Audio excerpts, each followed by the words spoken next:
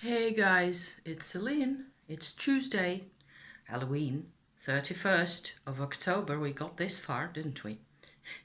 I'm in the middle of another witchy experiment here. It looks like a pot of honey. Well, it used to be a pot of honey.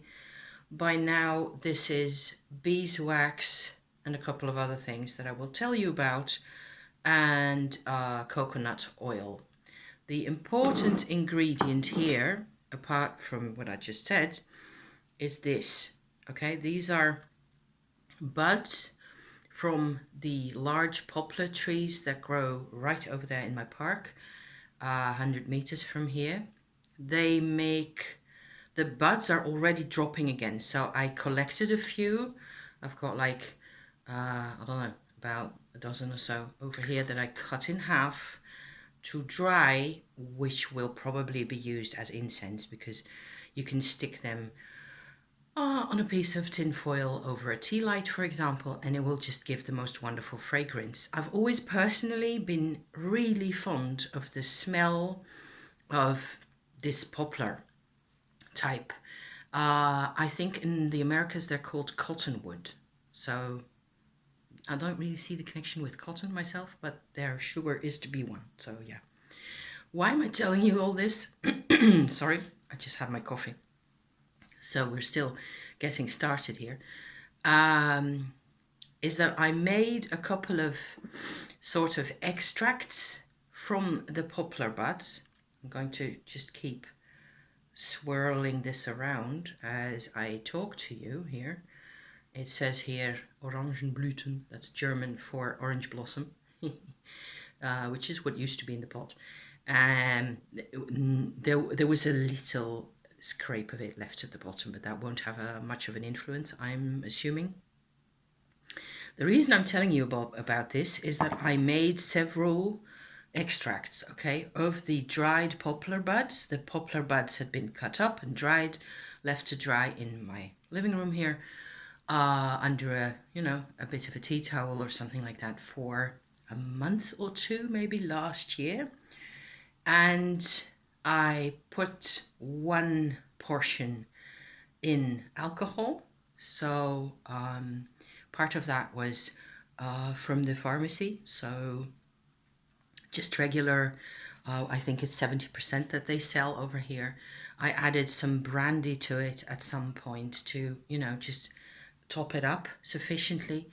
One other portion went into this, which is olive oil, organic. I tried to get the best ingredients I could that were also kind of affordable. Can you see how dark that got? So the buds are still in there. As long as this doesn't show any mold or anything, and it hasn't, none of them have shown any mold so far. So far things are going really well. Olive oil in here and honey.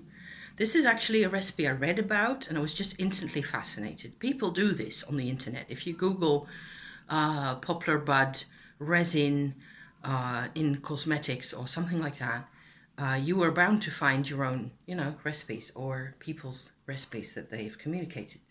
So this is all three of those. So the alcohol one, the oil one, and the honey one have stood here on my counter for over a year. So I think like 18 months or so by now. This one I have used, actually put this honey in my coffee and it tastes amazing.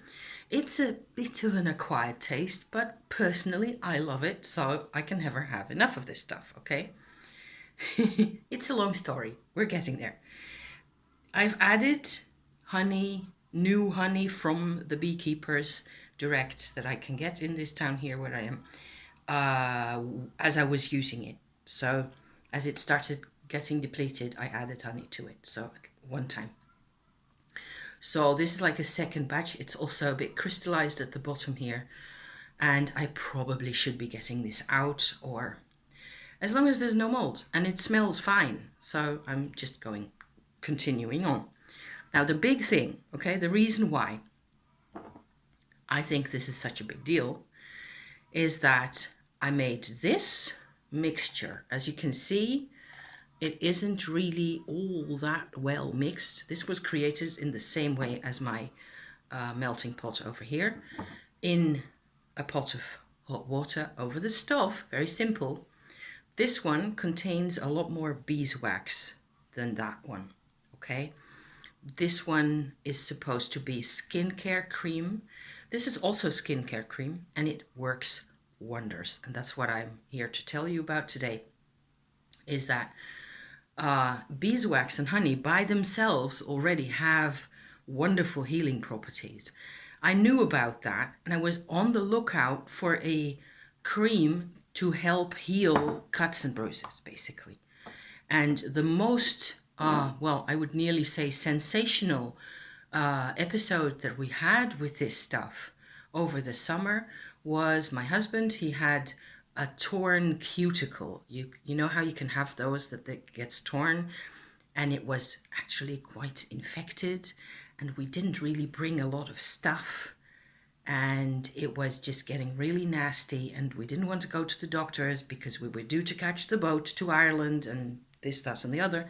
However, I did have this stuff, and I realized at one point, oh yeah, I remember now, I brought the stuff. So we cleaned out his injury as best as we could. It was by then like, what was 3 millimeters, 4 millimeters wide or so. And it was trying to heal. He heals really well normally. We'd put plaster over it for a while, didn't help, you know. So it just wasn't good enough. There was too much, it just got infected, I suppose, and there was too much dirt, and it just couldn't drain into his body and out and away well enough. Putting the cream on and nothing else. So this beeswaxy mixture here with the poplar stuff all in, you know, it closes it off really well. I think we did that twice in 24 hours, and then maybe 3 more times, and it was completely healed. Everything just come out. Each time you'd, you know, take out the moisture that was inside the wound, basically, and, you know, just clean that off with basically paper towels. Nothing else. And only the beeswax, honey, and poplar bud mixture here went back on top each time. It worked wonders. And since then, we've had a couple of issues where I burnt my hand on the stove. I don't even remember where it was. At one place or other on my anatomy, on my hand somewhere. And that's about a month ago. And it took me a minute to, again, remember, because we don't really, you know, we tend to be careful. So it took me a minute to realize, oh yeah, get back to the pot of balm here. Get back to the poplar balm. Put that on maybe twice or so, and it just has this function of keeping it really clean. The honey is a disinfectant. The beeswax keeps it really sealed off against, you know, intrusion from the outside. And it's also quite pleasant. But as I was saying, this little container here, it just has my ingredients on there. Poplar wax balm with honey, oil, and absolute. I call that absolute, but it isn't really. That's the alcohol extract. Did I show this already? Really black. That's the result from the alcohol extract. So a little bit of that also went in here. But the proportion of beeswax in this mixture is much greater than in this one, actually. So this is solidifying by now. And I'm really curious to see how this has melted. So this is what it looks like now. And this is actually a lot softer than the other one. So the idea for this is that I put this on my menopausal skin parts in my life. Lip balm, everything like that, you know, whenever I feel the need, when I have dry skin, basically. It smells gorgeous. Oh, it just smells like summer. Beeswax and honey and all that good stuff. So, it gets everywhere. So I'm going to close this up, let this cool off. Yeah, I hope this is of interest. I will link in the description the video where I'm actually showing the making of the extract. Or I think I made a video about this one, so I will link that down below. Okay, thank you for watching. This is all I have to share for now, for this particular moment in time. Halloween plans, not so much.